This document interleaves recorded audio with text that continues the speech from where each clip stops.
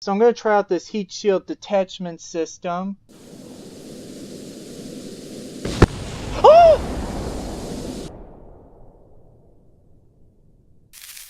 What up, tubers? Bunny here, and this week we're back in Kerbal Space Program. Now, I know I normally don't do 2 episodes of the same series back to back, but I'm looking to see if it's going to be possible at all for me to send Artemis to the moon on July 20th in order to celebrate the 50th anniversary of Apollo 11's landing on the moon. Unfortunately, I don't think this spacecraft is going to be able to land on the moon.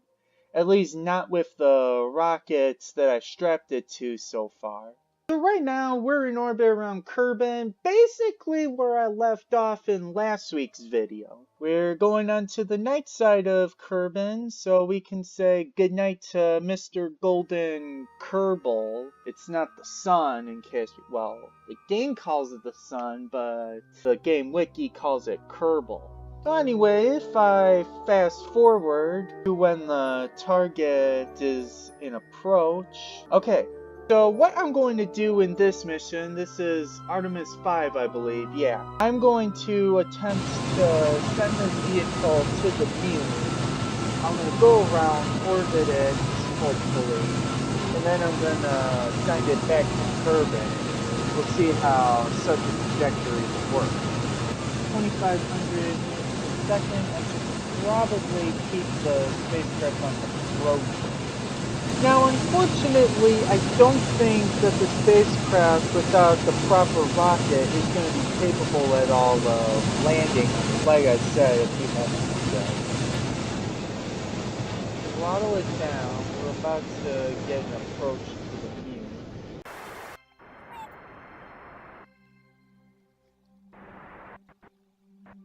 Okay, just got it on a free return trajectory. Let's see, right? Yeah. Okay, so if anything should go wrong with the spacecraft's trajectory, in fact, I'll make a save point. So we're going to try out a couple things, assuming the first attempt doesn't go well. My first attempt will be to fly to the moon and attempt to get into orbit around the moon. Then I'll orbit it for a few times, and then I'll put the spacecraft on a return trajectory back to Kerbin. And then I'll test out the spacecraft's ability to re-enter the atmosphere from such high altitudes and high speeds. Where am I right now? Okay, we just went under 3,000 meters a second. We are 150 kilometers up. If that Apollo 8 styled flight plan doesn't work out for this vehicle, then I'm just going to use this free return trajectory that I created. And then basically I'll just use that to fly by the moon and then I'll return to Kerbin.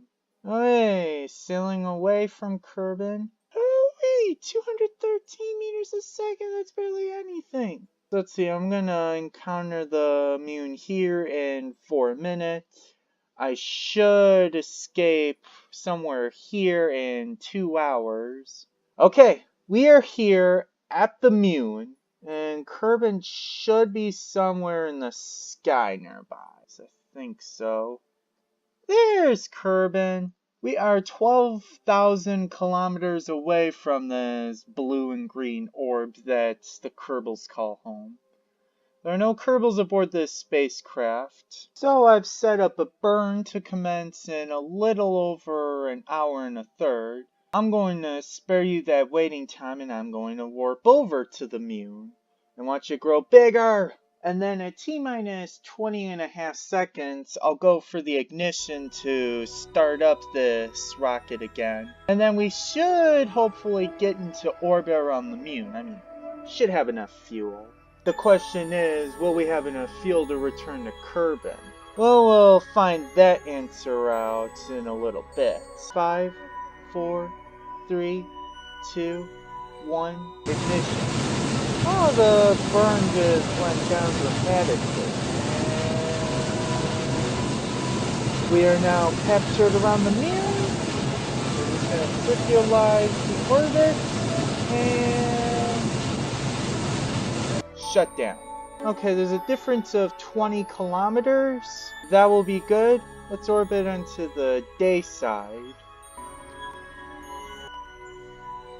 There it is, ladies and gentlemen. We are in orbit around the moon. It looks nice and gray from up here. I mean, I imagine that the spacecraft is capable of landing on the moon's surface, but given the amount of fuel it has left, I don't think we would actually be able to take off and then leave the moon again. We might be able to land on the moon, but that's it. I don't know how long I want to keep this in orbit. I think I'll do like 10 orbits like Apollo 8 did. So I'm going to go ahead and fast forward through these orbits. Let's see. We're 121, 889 is one orbit. So let's see if I count 122. So this is orbit 1, 2. So let's hang on a moment. I think I can see Kerbal if I wait a moment, and there's a picturesque view. Do something like this. I am gonna take a screenshot of this. There we go. That'll make for a good thumbnail. Let's continue the mission. 3, 4, 5, 6, 7, 8, 9. Let's see, I can actually look at some of the craters. If I fast forward a little. Okay. Yeah, there's a giant crater there. It makes the moon look like a Death Star.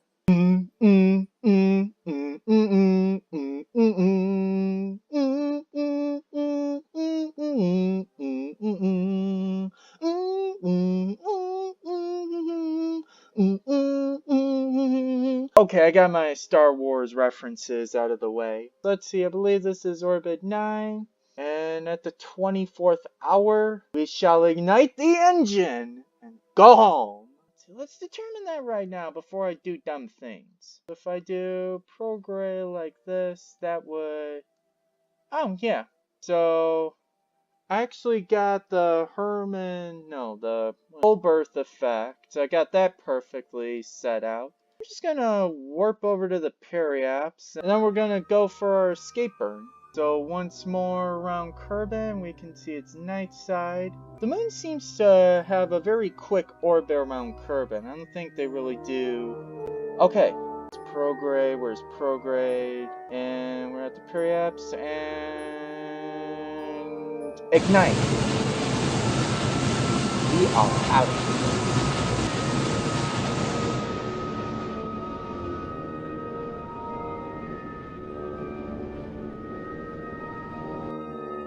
Okay, we are on an escape trajectory out of the moon. Okay, so we're gonna jump to the periapse, or no, the apoapse first, and then we'll take our dive into Kerbal's atmosphere. So this rocket has done its job well. I'm actually, should I? I'll add through this a little weight. I think that should decrease our... Well, not by much. Now it's just to get the spacecraft to fly its way back to Kerbal. Alright, time to return to Kerbal. Let's see, I think I could land near the Space Center, but I don't know if that's something I want to do. Let's see. One thing that I do want to do, I think I'm going to heighten the orbit. I think that should... Yep. I'll just raise it to 40,000 meters. Okay, 40,053. That should be safe enough. And there's the moon already that far away from us. And I'm not going to detach the spacecraft from the service module until we get closer to the atmosphere. So I'm just going to warp to the atmosphere to save some time. And the retrograde mark can catch up to us. Let's see, I think there's enough electric charge to allow the spacecraft to last. Hey, I think the sun's coming up, and... Oh! Well, assuming I could actually recharge my batteries, but... So I think we just sailed right over after Kerbal. Let's get this point in retrograde, and let's separate. Let's see, I'm actually gonna... Oh, I might want to inflate the heat shield right away because we're over 3,000 meters a second. Gonna do this to try to encourage the spacecraft to lower itself to descend. I think it's working, yeah. Okay, now back to retrograde and let this thing heat up. White hot. We're already decreasing speed. We're under, well, we're not under just yet. Okay, we are under 3,000 meters a second. All of those good space junk stuff should be blowing up due to the atmospheric heating of re-entry. And there is the moon behind us. So let's see, once the spacecraft actually gets back in a vertical position, it should actually start receiving electricity once again from the sun. I am going to assume at this point, well, we could still skip back to space, but I seriously doubt it. The question is, are we going to land on land or are we going to land on sea? Well, we're not returning to space, so I think, yep, it's safe to assume we are not going, yep, we're not. Okay, we are under 35 kilometers and under 2,000 meters a second. Re-entry is still going steady. I mean, I'm pretty certain if we keep decelerating at this rate, we should probably splash down in the ocean. Probably near this landmass right here. Let's see, where's the sun at this point? Still up there, so spacecraft still doesn't feel much stuff, I guess. See, I think it's safe to turn SAS off at this point.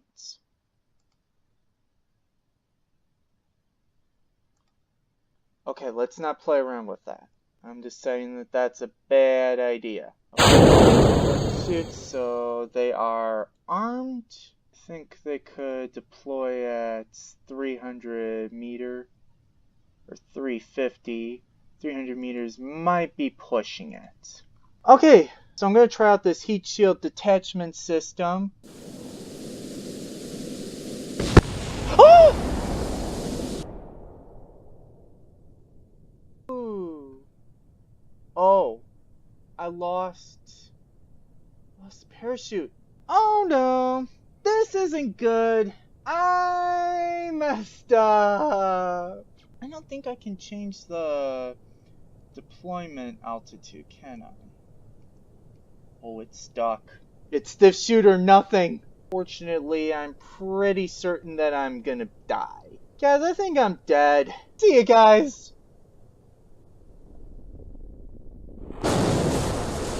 Oh! I made it! See, I think that destroyed the other pack of SRBs.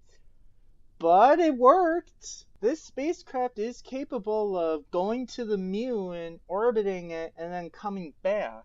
Unfortunately, I don't think it's capable of actually landing and then returning to Kerbal. You know, there is one thing that I could try. Alright, so I'm going to do a night launch. Hey, there's the moon. But the moon is not actually going to be my target this round. This time, I'm going for Minmus. I'll see if that is a better target to go for. So without further ado, let's go ahead for a launch in T-minus 10, 9, 8, 7, 6, 5, 4, 3, 2, ignition starts, the engine starts. We have commit, we have liftoff of the Kronos 1, ignore my signature, okay, it's that time. Carrying the Artemis 6 spacecraft to Minmus and back. Vehicles now pitching downrange.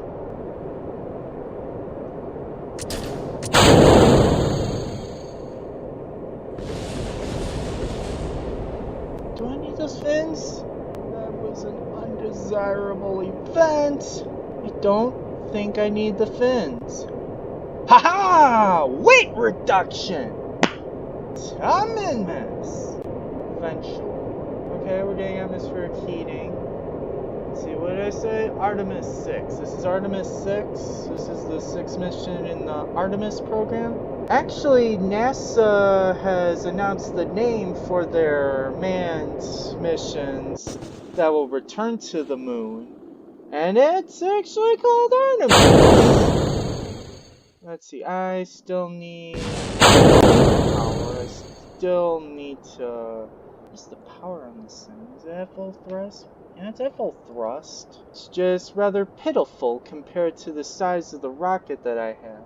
And to think that I thought that I overbuilt this vehicle. Psych! Let's see, I think I can get rid of the launch escape system at this point. Just out of here. Whee! I have a hard time understanding how this rocket could possibly not have enough power to lift Artemis to the moon. I know I have plans for a future Helios 3 mission, but the power of the rocket doesn't bode too well. Let's see, let's add the maneuver, figure out how much gas it's gonna take. Okay, so the spacecraft can have a little break as we're approaching space. And we have just entered space. At T-minus 18.5 seconds, we will start up the second stage engine again for our orbital maneuver. Don't know if this vehicle has 37 seconds worth of gas in it, but you know, there's only one way to find out, and that's actually... Okay, so that separator is safely away from the spacecraft. So like I said, 18.5 seconds. So we'll go for a burn in T-minus 10, 9, 8, 7, 6, 5, 4, 3, 2, 1, ignition. And bye-bye, Sepratron. I don't know. Might be able to get a... Okay, let's see. Please deploy safely.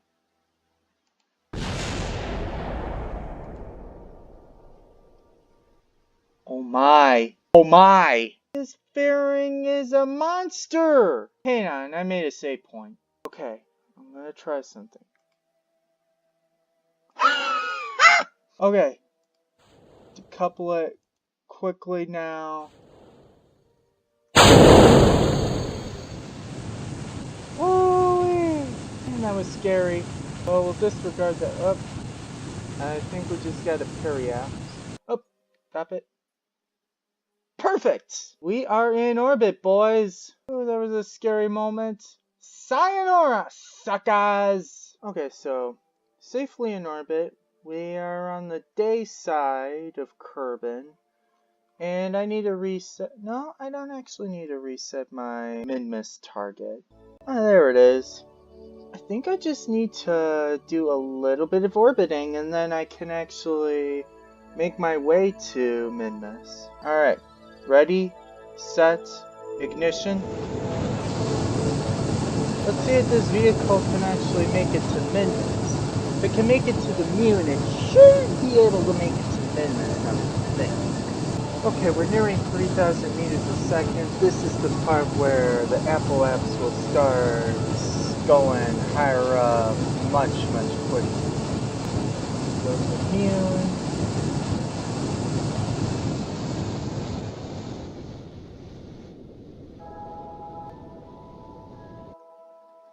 Well, uh-oh! That's not what I want! You know what? Maybe a min-miss mission wasn't a good idea. No, this wasn't a good idea. Let me just bring that down to min-miss.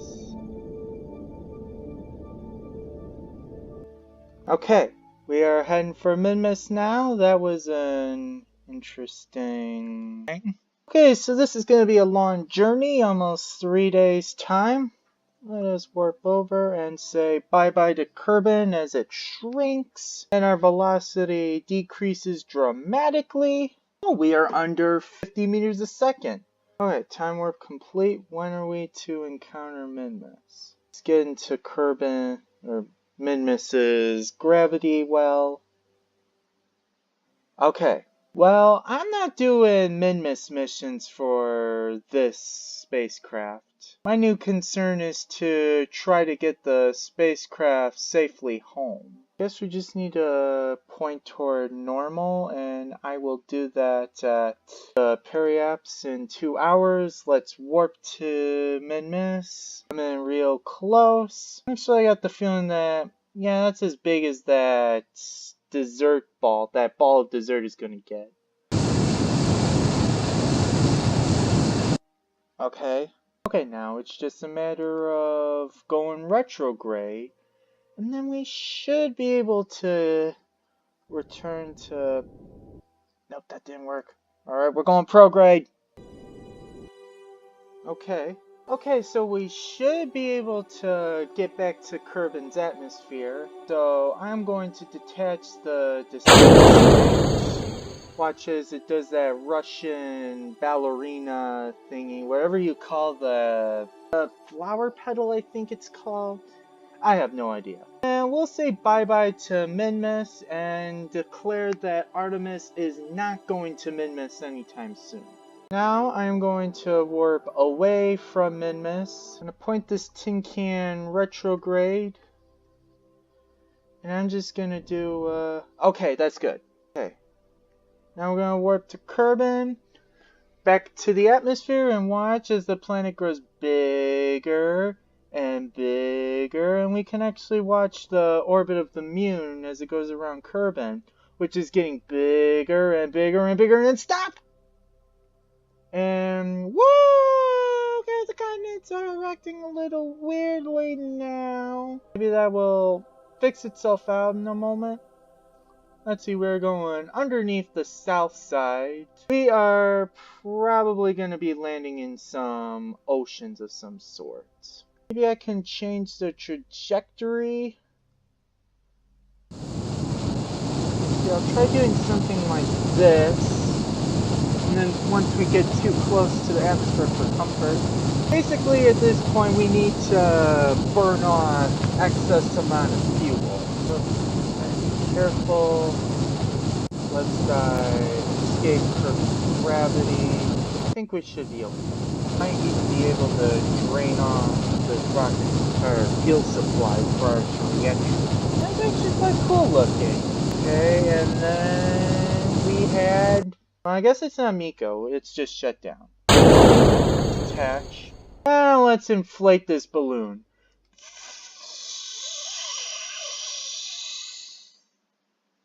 Okay, we are go for re-entry. Yeah, this is probably going to be a landing over land. Now let's watch the heat shield glow white hot as we enter Kerbin's atmosphere. Okay, we are no longer in space. Let's watch this balloon heat up.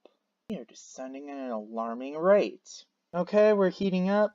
I imagine that we're probably going to have to skip out of the atmosphere for a moment's time while we do this re-entry sequence. I got a feeling that this isn't going to be the only dip that we do. Nice lake. I want to land there, which probably won't happen. Whoa, the Apple apps really came down. But it is likely that I'm going to possibly land in the upper regions, like right there in the landmass. Well, given that the periapse is running away from me, I don't think I'm returning to space. Nice mountains. Deceleration still seems to be steady. Well, I'm not returning to space. So can I use the aerodynamics to... Yep, we're not going into the sea. Under 30 kilometers now, under 1500 meters a second. Deceleration, I mean, still looks nominal. And we are nearly at the conclusion of a 5-day space mission. We'll deploy 400 meters above the surface. We're beneath 25 kilometers now, beneath 1,000 meters a second. Waiting for the gauge here, whatever you'd call it, to indicate that it's safe to arm the parachutes. And then they should deploy any second, and then at 15,000 meters I will... At 15,000 meters, I will detach the spacecraft from heat shield. Actually, I might want to do... Let's see. Not too soon. Okay. Well, I can turn SAS off. Okay. Whoa! Watch where you're going, Buster! Okay, well, safely away from the spacecraft now.